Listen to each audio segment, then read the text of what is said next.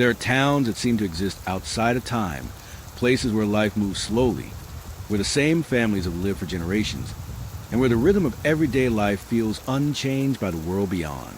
Meadowbrook was one of those towns, a quiet community tucked between low hills and winding creeks. It was a place where people left their doors unlocked, where children played in the fields until sunset, and where nothing truly terrible was ever supposed to happen. But every town has its secrets, and some secrets, once buried, never fade. They linger, like whispers carried in the wind, waiting to be heard again. Please comment where you are watching us from, and don't forget to like, subscribe, and turn on notification. The story of Meadowbrook's silence begins with Sarah Miller. She was 17, a girl whose laughter seemed echoed through the hallways of Meadowbrook High School, whose energy filled every room she walked into. Friends remember her as bright, full of restless curiosity, with plans bigger than the borders of her small hometown. She spoke often of leaving Meadowbrook, of chasing something larger than the confines of the valley, but she also carried a quietness inside her, one no one seemed to notice until it was too late. On the night she disappeared, the town was cloaked in an unseasonable stillness. The cicadas were silent, the usual hum of the summer night muted, as if the world itself was holding its breath. Sarah's mother, Jane, remembered her daughter retreating to her room after dinner. She was quiet, more so than usual, but Jane chalked it up to the ordinary moodiness of teenage years. It wasn't until dawn broke and Sarah's bed was found empty that the panic began. Her room was untouched. The window was closed, the lamp still on, a half-finished journal entry left open on her desk. Her shoes were neatly lined up by the door, her phone charging at her bedside. It was as if she had simply vanished into thin air. When Jane called the police, she expected the urgency of flashing lights, of officers canvassing the streets. But the sheriff who arrived carried the weary indifference of a man used to false alarms. Teenagers ran off all the time, he said. Maybe she'd gone to her friends. Maybe she needed space. He advised Jane to wait. But Jane knew her daughter, and she knew, with a cold certainty settling deep in her chest, that Sarah had not run away.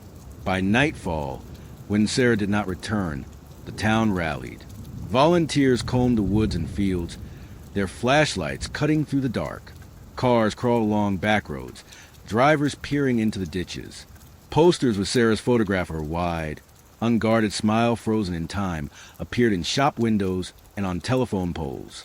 Strangers, who had never exchanged more than a polite nod before, stood shoulder to shoulder, calling her name into the night. But the search yielded nothing. No footprints in the mud. No torn clothing snagged on a branch. No trace of a girl who'd been so alive just hours earlier. Theories bloomed quickly in the vacuum of answers. Some whispered she had run away, despite Jane's insistence otherwise.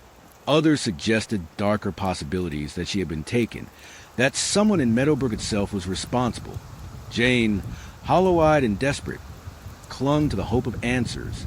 She pressed the sheriff for updates, but his visits became less frequent, his tone more resigned. To him, Sarah was another name, another case destined for the back of a file cabinet. But to Meadowbrook, her absence was a wound. The town no longer felt safe. Parents kept their children close, locked their doors at night. The once lively hum of community gatherings quieted. Sarah's name became a ghost, whispered but never spoken too loudly, as if fearing it might summon something unwanted. And then Meadowbrook forgot. Not suddenly, but gradually, like the fading of a photograph left in the sun. A year passed. 2. The posters peeled from the poles, their edges curling and their colors bleached. Jane still sat in extra place at the table some nights, still dreamed of hearing her daughter's footsteps in the hallway. But the town moved on. Meadowbrook had learned to live with its silence, until many years later, a discovery would bring Sarah's name back to the surface. It happened during the renovation of an old house near the edge of town, a place no one had lived in for decades. The new owners, tearing out old boards and clearing away the dust of years, found a hidden panel in the attic. Behind it was a small wooden box. Inside lay a faded photograph of Sarah, her face younger than the day she disappeared, her eyes fixed directly on the camera. Beneath the photograph was a note, the ink smeared but the words still legible. I'm sorry. I can't stay here anymore. The handwriting matched Sarah's. The revelation shattered the town's fragile acceptance of her disappearance. Had she left by choice? If so, why leave everything behind: her shoes, her phone, her entire life? If she had written the note, why had it been hidden in an attic she had no connection to? The questions reopened old wounds, and with them, suspicions. Some saw the note as proof Sarah had run away, that she had sought freedom from a small town that stifled her. Others believed it was staged, planned to mislead, a cruel trick, or perhaps something even darker, a silent plea for help. But Sarah Miller's story was not the only one buried in Meadowbrook soil. Nearly 2 decades earlier, another girl had vanished from the same town, Emily Harper. She was 14, a quiet, bookish child who often stayed late at the library. Her disappearance had rattled Meadowbrook in much the same way as Sarah's, though time had blurred its edges in the town's collective memory. Emily had last been seen walking home along the main road, her backpack slung over her shoulder. She never made it. For weeks, the town searched, though with fewer resources, fewer volunteers, and far less urgency than they would later give Sarah. The Harper family, poor and largely invisible in the community, lacked the connections to keep Emily's name alive. Eventually, her case was folded into obscurity, remembered only by her grieving parents and a few aging officers. But with the discovery of Sarah's note, the old case resurfaced. Some began to draw connections between the two girls. 2 disappearances separated by years, but bound by eerie similarities. The sheriff dismissed the speculation. Meadowbrook was not the kind of place for conspiracies. He insisted. Tragedy, yes, but nothing more. Yet behind closed doors, whispers grew louder. Was there something or someone linking the vanishings? For Jane, Sarah's mother, the discovery of the note was both a torment and a fragile thread of hope. She clutched the photograph, traced the letters of the note with trembling fingers. If Sarah had written it, she had been alive, at least for a while after that night. But where had she gone, and why had no one seen her since? The attic discovery became the town's new obsession. Neighbors speculated in hushed conversations. The local newspaper ran a front-page story, reigniting old fears. Meadowbrook, once again, lived under a shadow.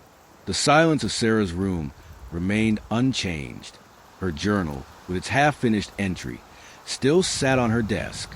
Her belongings remained untouched, preserved by a mother who refused to move on. The note raised more questions than it answered, yet it was the first tangible clue in decades. Experts were called in. Handwriting analysts confirmed the note matched Sarah's, though the age of the paper made it impossible to determine when it had been written. Forensic teams scoured the attic, but no other evidence was found. The owners of the house had no ties to Sarah or her family. It was as though the note had been waiting, hidden in silence, until it was ready to be found. And still, the town remembered Emily.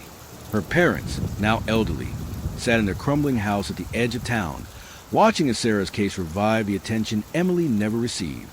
She was ours too, her mother whispered to a reporter once. Don't forget her. The tragedies of Sarah Miller and Emily Harper became entwined in Meadowbrook's memory. 2 girls, 2 disappearances, 2 families left in limbo. The silence that followed was not empty.